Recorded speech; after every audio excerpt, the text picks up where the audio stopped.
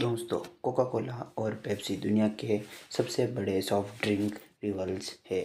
Coca-Cola versus Pepsi stands out in the history of marketing as one of the great fights between two brands. The Cola War's in action.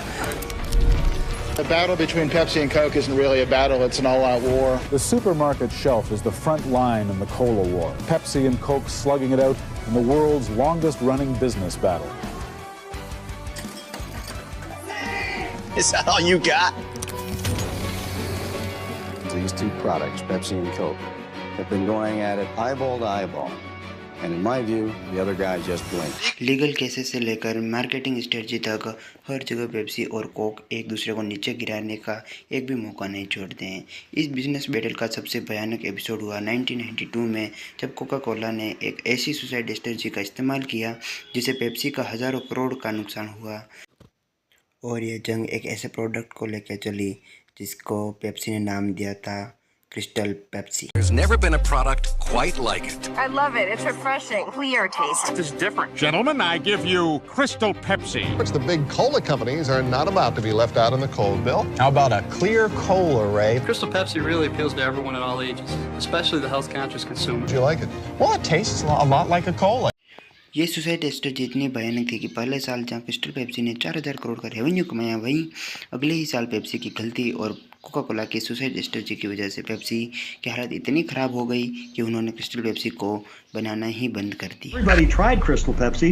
It was like a gigantic in-and-out product, but people didn't come back and buy it again. So it didn't have the sustainability that I was hoping. आज crystal Pepsi को Pepsi के इतिहास का सबसे बड़ा failure में गिना जाता है। तो सवाल ये है कि कोका कोला और पेप्सी की ये भयानक जंग कैसे शुरू हुई? कोका कोला ने अपनी सुसाइड स्ट्रेटजी का इस्तेमाल करके पेप्सी को नीचे कैसे गिराया? पेप्सी ने जल्दबाजी में कौन सी गलती की और पेप्सी और कोका कोला के इस महायुद्ध से हमें क्या सीखने को मिलता है, ये सब जानेंगे इस एपिसोड में। 1992 से जब अमेरिका में एक ऐसा मेगा ट्रेंड चल रहा था जिसे देखकर बड़े से बड़े कंपनीज अपने प्रोडक्ट्स को बदलने लगे और इस मेगा ट्रेंड को क्लियर क्रेज कहा गया। Cola launched Tab Clear, a sugar-free soft drink with a mysterious new flavor and completely clear. Unveiling in test markets, the newest weapon in the Cola Wars, Crystal Pepsi. This is iMac. The whole thing is translucent. You can see into it. It's so cool. First solid deodorant you can actually see through. जिस तरह आज Indian customers health को लेकर conscious हो रहे हैं, उसी तरह 1990 में अमेरिका में एक ऐसा क्रेज शुरू हुआ जहां जनता वही प्रोडक्ट खरीदने लगी जो ट्रांसपेरेंट हुआ करती थी। और जिस तरह आज हम भारत में प्रोडक्ट्स की लेबल को लेकर सावधान बन रहे हैं, उसी तरह अमेरिकन पब्लिक उस ज़माने में इलेक्ट्रॉनिक से लेकर बियर तक हर चीज़ में ट्रांसपेरेंसी खोजने लगी।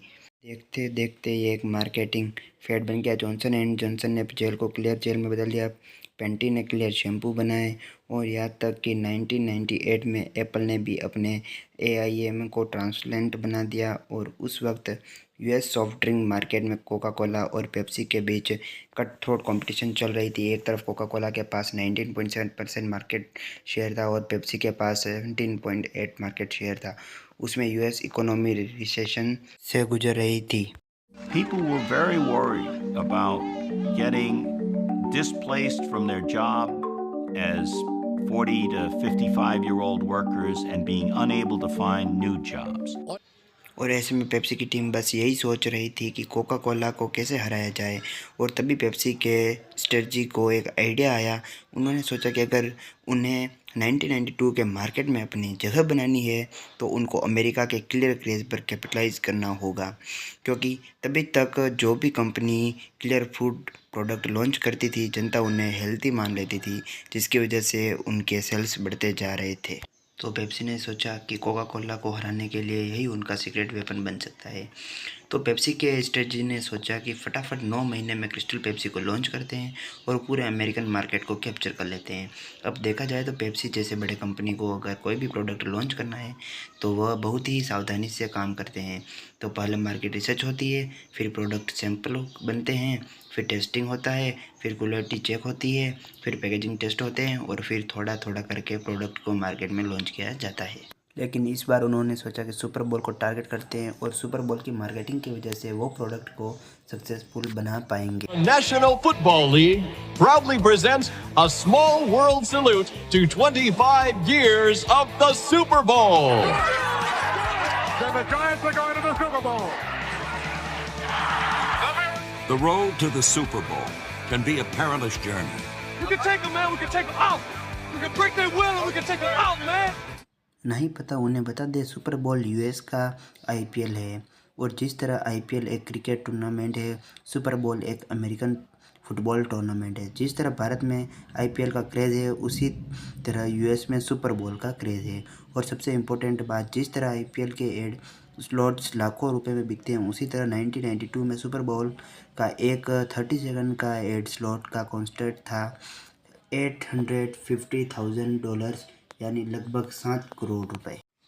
तो 1992 में पेप्सी के मार्केटिंग हेड नोवाक ने एक नया सोडा लॉन्च करने का फैसला किया, जिसका नाम था क्रिस्टल पेप्सी। नोवाक ने पेप्सी के R&D हेड सुरेंद्र कुमार से कहा, सुरेंद्र जी, हमें ना एक नया प्रोडक्ट लॉन्च करना है, एक ऐसा सोडा जो ट्रांसपेरेंट हो लेकिन कैफीन और प्रिजर्वेटिव के बिना हो। इस प्रोडक्ट की इमेज क्लीन और क्लियर होनी चाहिए। और सबसे बड़ा चैलेंज ये था कि उन्होंने कहा कि ये ड्रिंक बिल्कुल पेप्सी जैसी ही टेस्ट करनी चाहिए।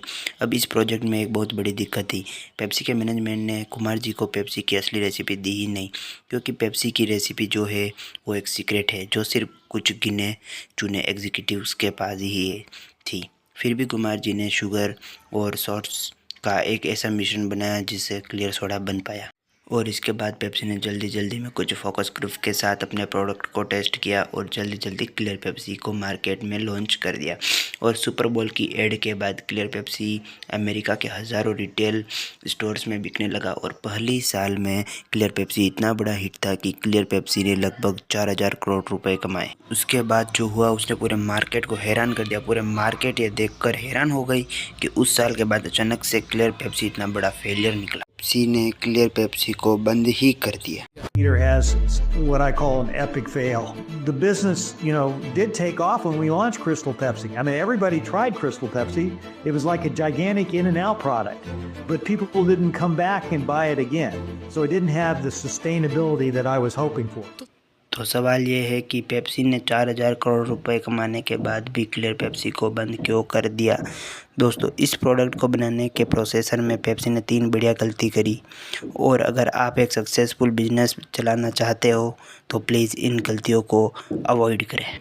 पहला प्रॉब्लम था प्रॉब्लम ऑफ इनकॉन्ग्रुएंस, क्योंकि आपकी जो एक्सपेक्टेशन थी और प्रोडक्ट की रियलिटी है, इन दोनों के बीच कोई कनेक्शन ही नहीं है। यानी जब ब्रांडिंग कुछ प्रॉमिस करती है और प्रोडक्ट उसे मैच नहीं कर पाता है, और क्रिस्टल पेप्सी के फेल होने का ये सबसे बड़ा कारण था। क्रिस्टल पेप्सी एक क्लियर सोडा था जो अपने अपीयरेंस की वजह से लोगों को लाइट और हेल्दी ड्रिंक लगता था। उसका ट्रांसपेरेंट लुक लोगों के दिमाग में एक इम्प्रेशन क्रिएट करता था कि ये एक रिफ्रेशिंग लो कैलोरी यानी हेल्थ कॉन्शियस प्रोडक्ट होगा, क्योंकि उस वक्त क्लियर प्रोडक्ट को हेल्दी माना जाता था। What do you think? What do I do? Just take a sip? It's hard to explain. It's just... This isn't anything like California white wine. I'm embarrassed here. What's it like? Nice lemony zingy taste. What do you think? It's not as heavy. Less syrupy. I'm sweating. I love it. It's refreshing. Clear taste. This is different. लेकिन जब लोगों ने crystal Pepsi को test किया तो उन्हें एकदम original Pepsi जैसा हेवी और शुगरी टेस्ट मिला, और उसके साथ साथ क्रिस्टल पेप्सी की एक कैन में 130 कैलोरी थी, और ये एक कॉर्न सिरप से भरी हुई थी। जो हेल्थ कॉन्शियस ऑडियंस थी, उन्होंने इसे रिजेक्ट कर दिया। दूसरा प्रॉब्लम ये था कि कस्टमर्स इतने कंफ्यूज हो गए कि उन्हें ये भी नहीं पता कि ये एक रेगुलर सॉफ्ट ड्रिंक है या एक हेल्थ कॉन्शियस ड्रिंक। और तीसरी प्रॉब्लम ये थी कि दोस्तों, कोका कोला की सुसाइड स्ट्रेटजी है। कोका कोला ने क्या किया? कोका कोला ने एक ऐसा प्रोडक्ट लॉन्च किया जिसका नाम था tape clear. Of mystery. Tab Beers invented the indescribably great tasting soft drink that's unlike anything else in the universe. Now everything becomes clear. A sugar-free soft drink with a mysterious new flavor and completely clear. Tape clear भी एक clear soda था जो कभी successful होने के लिए बना ही नहीं था, बल्कि ये प्रोडक्ट सिर्फ कस्टमर्स को कंफ्यूज करने के लिए और क्रिस्टल पेप्सी के मार्केट शेयर को गिराने के लिए लॉन्च किया गया था। और टेप क्लियर को ऑफिशियली एक ड्रिंक के रूप में मार्केट किया गया, लेकिन इसका टेस्ट और इतना कंफ्यूजिंग था कि इस प्रोडक्ट ने पूरे क्लियर सोडा कैटेगरी के इमेज को ख़राब कर दिया। तो कस्टमर्स ने क्लियर सोडा को फेक वेलनेंस प्रोडक्ट के रूप में देखना शुरू कर दिया और देखते देखते क्रिस्टल पेप्सी का मार्केट शेयर गिरता चला गया और सिर्फ 6 महीनों के अंदर कोका कोला ने टेप क्लियर को शेल से हटा भी दिया। लेकिन तब तक टेप क्लियर्स ने कस्टमर को इतना कंफ्यूज कर दिया कि क्रिस्टल पेप्सी का डाउनफॉल शुरू हो गया। तो लोगों ने पहली बार तो क्रिस्टल पेप्सी खरीद लिया, लेकिन उसके बाद उन्होंने क्रिस्टल पेप्सी को खरीदना छोड़ दिया। यही वजह है दोस्तों कि सुपर बोल में मार्केट होने के बावजूद, एक ग्लोबल ब्रांडिंग का टैग होने के बावजूद और 4000 करोड़ के रेवेन्यू के बाद भी एक ही साल में क्रिस्टल पेप्सी फेल हो गया। और अगर आप पेप्सी के फेलियर को देखें तो हमें 3 लेसन सीखने को मिलते हैं। पहला, बिजनेस कभी भी जल्दबाजी में नहीं करना चाहिए। और इस कहानी में पेप्सी ने अच्छे से प्रोडक्ट को बिना टेस्ट किए, बिना स्मॉल स्केल लॉन्च किए सीधा नेशनल लेवल पर लॉन्च कर दिया। इससे हमें ये समझता है कि जब तक आपका प्रोडक्ट पूरी तरह से तैयार ना हो, जब तक आप प्रोडक्ट के मार्केट फिट को क्लियर डिफाइन नहीं कर लेते हैं, तब तक अपने मार्केटिंग के बारे में सोचना भी नहीं चाहिए। तो एक सक्सेसफुल प्रोडक्ट वही होता है जो कस्टमर के रियल प्रॉब्लम को सॉल्व करे। क्रिस्टल पेप्सी के केस में क्लियर सोडा एक ट्रेंड को फॉलो कर रहा था, लेकिन ये कस्टमर्स की असली ज़रूरत को एड्रेस नहीं कर पा रहा था। तो अगर आप अपने प्रोडक्ट को एक ट्रेंड के लिए बनाते हो तो उसे ट्रेंड के ख़त्म होने पर आपका प्रोडक्ट भी ख़त्म हो जाएगा। इस केस में हमने ये देखा कि क्रिस्टल पेप्सी का सबसे बड़ा फेलियर ये था कि लोग समझ ही नहीं पाए कि क्रिस्टल पेप्सी है क्या, एक हेल्थ ड्रिंक या एक सॉफ्ट ड्रिंक। तो अगर कोई भी प्रोडक्ट कस्टमर के लिए कंफ्यूजिंग हो तो वो कस्टमर उस प्रोडक्ट को खरीदेगा ही नहीं। तो हमेशा ब्रांडिंग पोजीशनिंग में क्लैरिटी का होना बहुत बहुत ज़रूरी है। तो हमेशा याद रखिए, बिजनेस का असली काम होता है प्रॉब्लम को सॉल्व करना, ना कि सिर्फ दिखावा करना। एंड लास्ट मोस्ट इम्पोर्टेंट, हमेशा याद रखना कि अगर आपका कस्टमर कंफ्यूज है तो वो आपके कंपनी के लिए एक बहुत ही बड़ी प्रॉब्लम खड़ी कर सकता है। आपका प्रोडक्ट किस प्रॉब्लम को सॉल्व करेगा, किस ऑडियंस के लिए है और क्यों बाकी प्रोडक्ट से अलग है, ये सब आपके लिए और आपके कस्टमर्स के लिए क्लियर होना चाहिए। यह है दोस्तों पेप्सी और कोका कोला की कहानी। गाइस, अगर आपको ये वीडियो पसंद आया तो प्लीज़ इस वीडियो को लाइक कीजिए और इसी तरह बिजनेस और इकोनॉमिक्स सीखने के लिए हमारे चैनल को सब्सक्राइब कीजिए। आपके लिए तो ये फ्री है, लेकिन हमारे लिए ये बहुत बहुत ज़रूरी है।